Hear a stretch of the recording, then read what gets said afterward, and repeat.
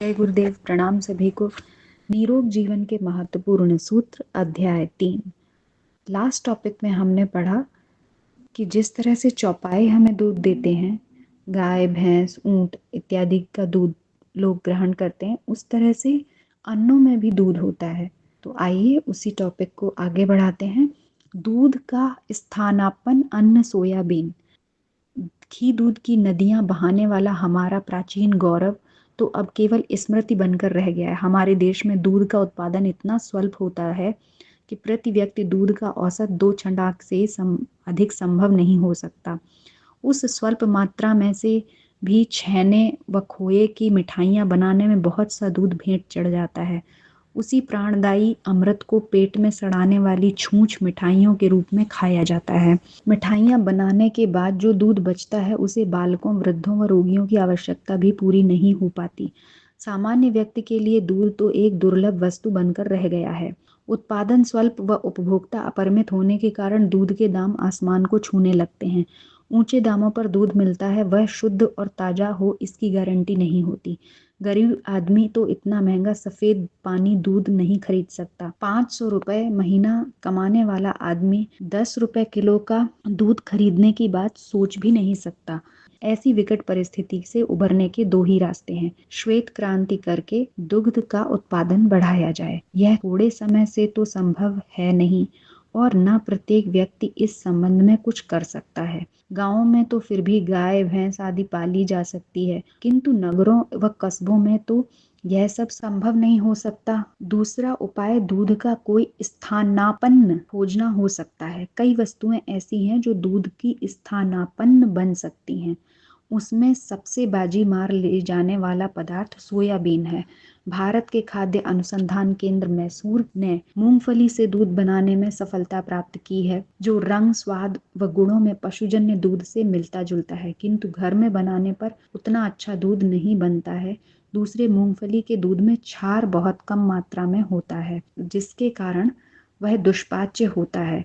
Soybean के द्वारा बनाए गए दूध में वो बात नहीं होती। यही कारण है कि कई देशों में इसने पशुजन्य दुग्ध जैसी ही लोकप्रियता अर्जित कर ली है। जापान व अमेरिका में सोयाबीन ने गाय के दूध के स्थानापन्न का स्थान ले लिया है। चीन के शंघाई शहर में सोयाबीन द्वारा बनाया गया दूध गाय भैंस के दूध की तरह ही बंद बोतलों में बाजार में बिकता है। इस दूध की 10 किस्में वहाँ उपलब्ध हैं। जापान के प्रत्येक गांव में सोयाबीन के दूध की दुकानें हैं। मंचूरिया तथा चीन के उत्तरी भागों में तो गाय का दूध देखने को भी नहीं मिलता। वहाँ तो सोयाबीन का दूध ही सब लोग प्रयोग में लाते हैं। गाय के दूध में जो तत्व होते हैं उनकी तुलना सोयाबीन के कृत्रिम दूध से की जाए तो यह बात साफ हो जाती है कि गाय के दूध के स्थान पर उसका प्रयोग करके उन सब तत्वों को न्यूनाधिक मात्रा में पाया जा सकता है जो गाय के दूध में मिलते हैं। प्रोटीन, जो कि हमारे शरीर की वृद्धि तथा टूट फूट की मरम्मत के लिए बहुत आवश्यक है, वह गाय के दूध में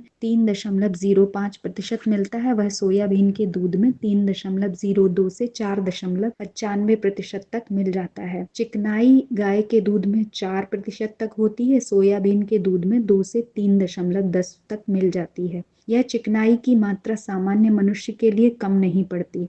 किसी को उससे अधिक चिकनाई चाहिए तो अन्य खाद्य तेलों से वह कमी पूरी की जा सकती है। खनिज लवण गाय के दूध में 5% होते हैं और सोयाबीन के दूध में 0.41 से 0.5% तक होते हैं। विटामिन ए, थायमीन, लिबोफ्लिब, चूना, फास्फोरस, लोहा तथा नाइसिन आदि तत्व में 19-20 मात्रा में दोनों में समान रूप से मिलते हैं। सोयाबीन या अन्य पदार्थों द्वारा बनाए गए कृत्रिम दूध में वे सभी गुण जो किसी भी हालत में नहीं आ सकते हैं जो गाय भैंस के दूध में होते हैं, किंतु जब वह उपलब्ध ही नहीं हो सकता और सामान्य आदमी की क्रय सामर्थ्य से परे होता है, तो वैसी स्थिति में सोयाबीन का दूध गाय के दूध के स्थान पर प्रयुक्त करके शरीर की वे आवश्यकताएं लगभग पूरी की जा सकती हैं जो दूध से पूरी होती थी। कुपोषण की जो भयंकर विडंबना हमारे समाज में फैली हुई है, उससे परित्राण पाने के लिए यह बहुप्रयोजनीय अन्न को अंधे की लाठी बनाया जा सकता है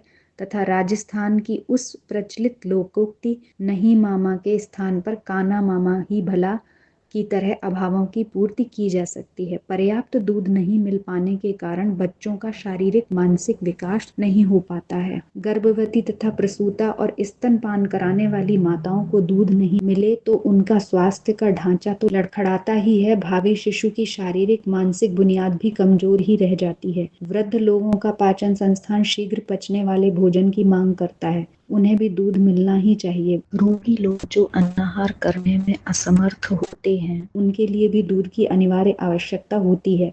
इन लोगों को दूध नहीं मिले तो वे कुपोषण के शिकार हुए बिना नहीं रहते। उन्हें सोयाबीन का दूध दिया जा सकता है।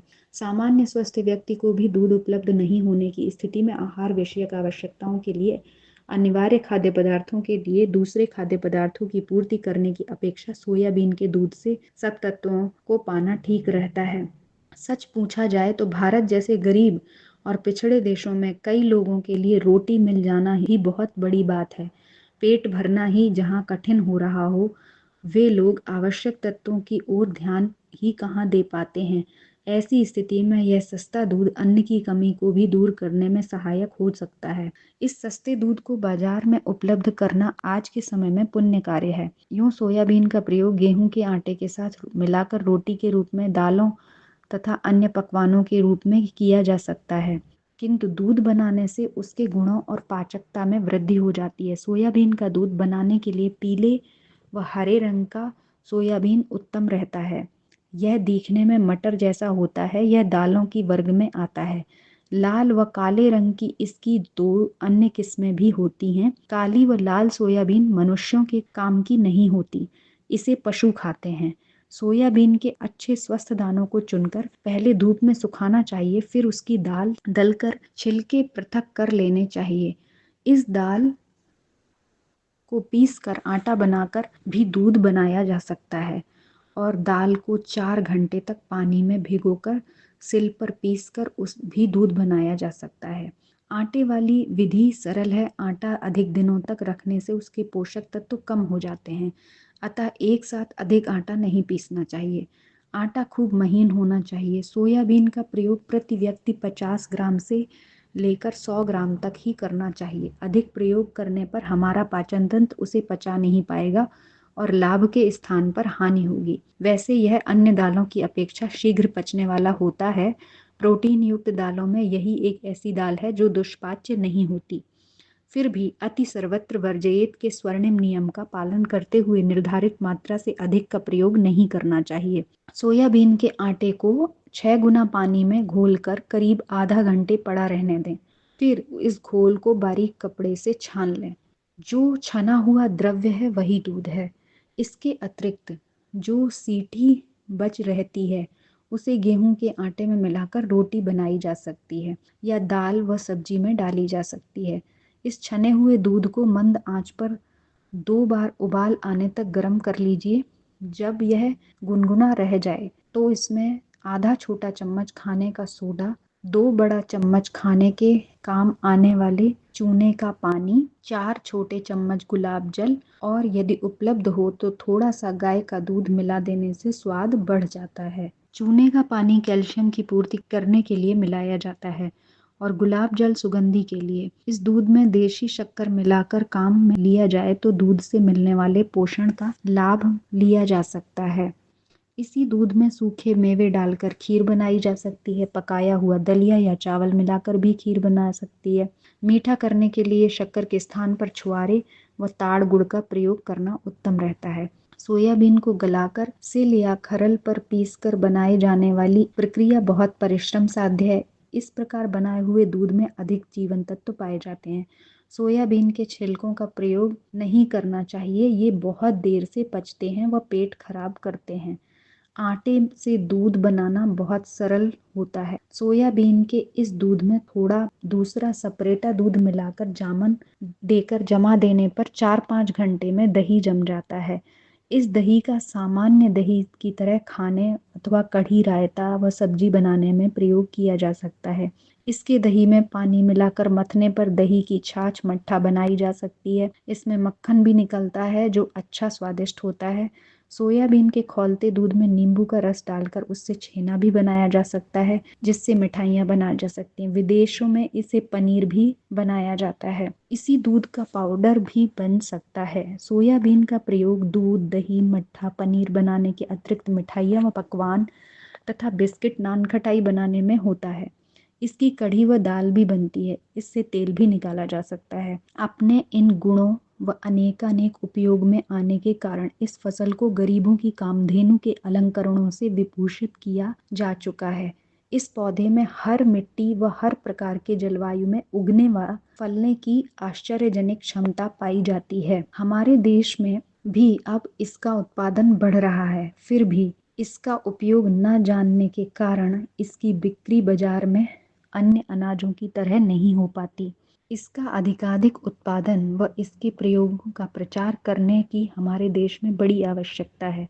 सोयाबीन का दूध, दही जिस प्रकार जापान, चीन व मंचूरिया में बाजार में दुकानों पर बिकता है, वैसे ही हमारे देश में भी होना चाहिए। इसके लिए प्रयास करने चाहिए। 50 पैसे किलो का यह दूध, दही मिलावटी दूध व पाउडर के दूध से अधिक ही लाभ देगा व बिकेगा, यह सुनिश्चित है। चलिए आज के लिए इतना ही। तो आज के टॉपिक में गुरुदेव ने बताया कि अगर हम गाय का दूध हमें नहीं मिल पा रहा है या अन्य दूध भी नहीं मिल पा रहे हैं शुद्ध, तो फिर हम क्या करें। हम सोयाबीन का दूध बना सकते हैं। और उन्होंने सोयाबीन का दूध बनाने की विधि बताई कि हम उसका आटा बना के उससे भी बना सकते हैं, और उसमें थोड़ा खाने वाला चूने का पानी और गुलाब जल इत्यादि मिला सकते हैं, और फिर उसका चाहे उसका दही बनाएं या दूध के रूप में सेवन करें तो वो लाभकारी होता है। चलिए आज के लिए इतना ही। जय गुरुदेव, प्रणाम सभी को।